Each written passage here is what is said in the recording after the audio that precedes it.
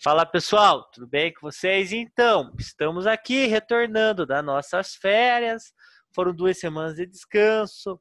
Eu sei que nós estamos um pouco exaustos, né, de ter aulas apenas online, mas logo estaremos juntos, né, pessoal, se Deus quiser. E vamos, por enquanto, dar uma estudada a mais. Vamos caprichar um pouquinho a mais que nós conseguimos. Vamos sair dessa de um jeito de cabeça erguida, digamos assim.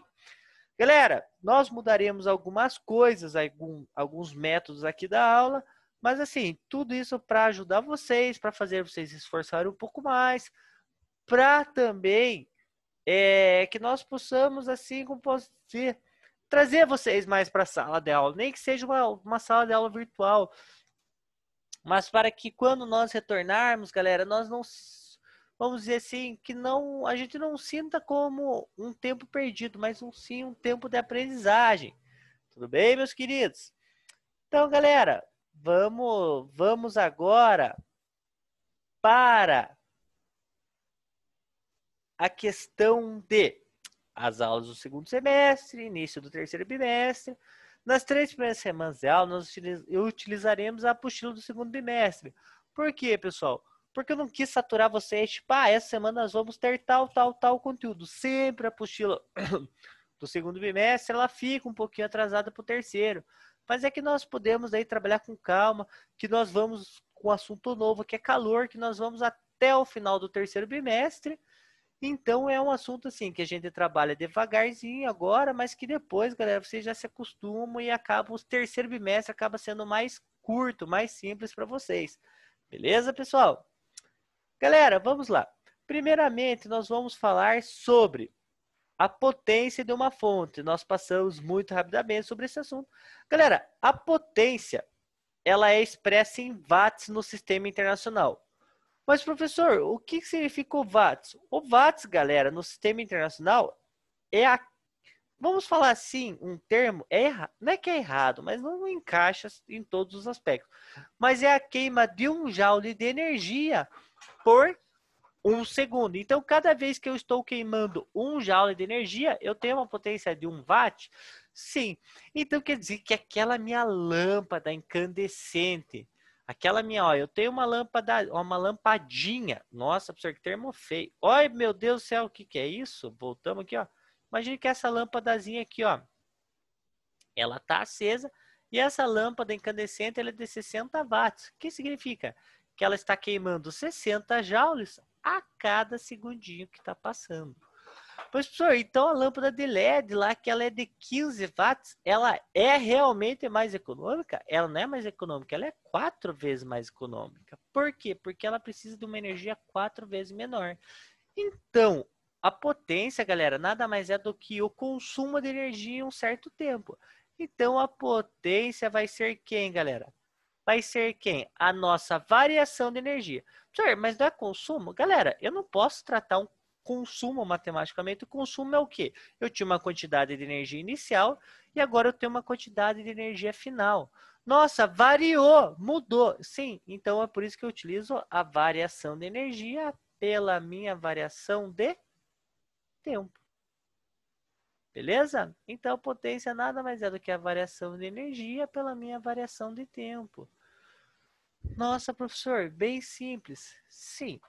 E o que seria a potência térmica? Galera, a potência térmica é a quantidade de calor fornecida a uma fonte térmica pelo tempo que passou. Professor, mas essa potência vai ser expressa em joules se ela estiver no sistema internacional. Mas eu posso utilizar, por exemplo, a calorias por segundo. Vamos supor assim, que eu tenha um aquecedor. Beleza, e esse aquecedor, ele está utilizando uma energia. Então, eu posso falar que o meu aquecedor está fornecendo 600 calorias por segundo para o ambiente? Sim, galera, pode falar tranquilamente. Mas, professor, por que não tem o delta? Porque, galera, a definição de calor, na verdade, é o que? É a transição. Professor, transição não é a mudança? Então, vamos falar assim. É o fluxo, é a quantidade de calor que passa de uma fonte para a outra. É a quantidade de calor fornecida, sim, ou recebida, dependendo do teu ponto de vista. Então, por isso que não precisa variação? Não, porque o calor já é essa transição, essa variação, essa mudança de uma quantidade de calor de um ponto até outro. Então, é a quantidade de calor pela diferença de tempo. Professor, meu corpo é uma fonte térmica, por exemplo, quando eu estou em ambientes que têm temperatura menor?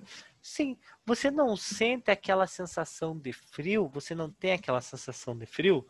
O que é aquela sensação de frio? É o seu corpo perdendo calor para o ambiente. Então, ele é uma fonte térmica, ele tem uma potência térmica? Sim, galera. O que está acontecendo? Ele está passando para o ambiente uma quantidade de calor durante uma certa quantidade de tempo. Então, por isso que quando está no inverno, eu tenho mais frio, professor. Ah, galera, não vamos usar esse termo, mas para ficar mais simples, vamos falar então. É que, galera, por quê? Porque você tem a sensação do fluxo de energia saindo do teu corpo muito maior. Então, está sendo uma quantidade de energia muito maior do teu corpo em um mesmo tempo. Por isso tem a sensação que está mais frio. Lembra lá da questão de condução? É esse fluxo de energia. Beleza, pessoal? Então, essa é a nossa definição de fonte térmica. E agora, vamos aqui para a parte mais importante. Princípios das trocas de calor. Professor, como assim princípios da troca de calor? O que seriam as trocas de calor? Troca de calor, galera, é, por exemplo, eu tenho aqui, ó, eu vou ter dois corpos, um corpo A e um corpo B, e eles estão a uma diferença de temperatura, certo?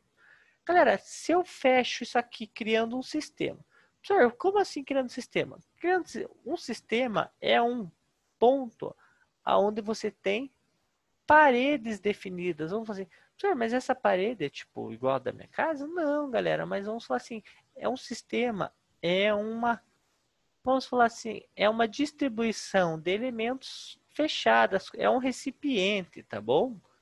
Galera, então o que acontece? Dentro desse sistema, após um certo tempo, eles vão estar em equilíbrio térmico. O que é equilíbrio térmico?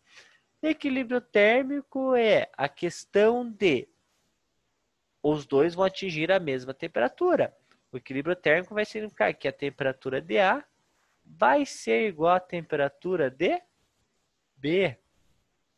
Beleza, pessoal? Então, mas professor, mas se eles estiverem a uma diferença de temperatura, então vai haver o quê? Vai haver um fluxo. Fluxo do quê? Um fluxo de calor. Um corpo pode ganhar ou pode perder calor. Professor, ganhar ou perder calor? Não, galera, vamos falar assim, um corpo pode ganhar ou perder a energia térmica. O que significa? Que o corpo vai estar a uma temperatura menor do que a outra, do que o outro. Logo, eles após um certo tempo atingirão a mesma temperatura. Mas para atingir a mesma temperatura, calor deve ter sido doado ao sistema, na forma de calor sensível ou calor latente. Professor, como assim? Se eu misturar água quente e gelo num recipiente, por exemplo, aqui, ó, eu tenho no mesmo recipiente aqui, ó, eu tenho pedrinhas de gelo, olha só, e eu tenho vapor de água, eu tenho água quente aqui, ó, isso aqui seria a nossa água quente. O que vai acontecer? Após um certo tempo, eu vou ter um tanto de água gelada. Nossa, professor, por que aconteceu isso? Porque o vapor, ele estava líquido e se transformou, perdão, ele estava gasoso e se transformou em líquido, então ele perdeu calor latente. Por que calor latente? Lembram da diferença de calor? Calor sensível é quando você perde energia térmica e sua temperatura diminui.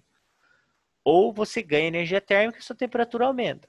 Calor latente é quando você modifica sua energia interna, sua energia térmica, e sua fase muda. Você ganha calor latente e você passa do sólido para o líquido, do líquido para o gasoso. Você perde calor latente, você passa do gasoso para o líquido ou do líquido para o sólido. Beleza, galera? Então nós temos a troca de calor, latente ou sensível. Por isso que é trocas de calores, na verdade, galera. Por quê? Porque pode ser na forma de calor latente ou calor sensível. O que aconteceu? Ó, ele doou o calor latente e o gelo ganhou esse calor latente. Professor, é a mesma quantidade? Não necessariamente. Porque cada elemento pode ter, por exemplo, muito mais gelo do que água quente.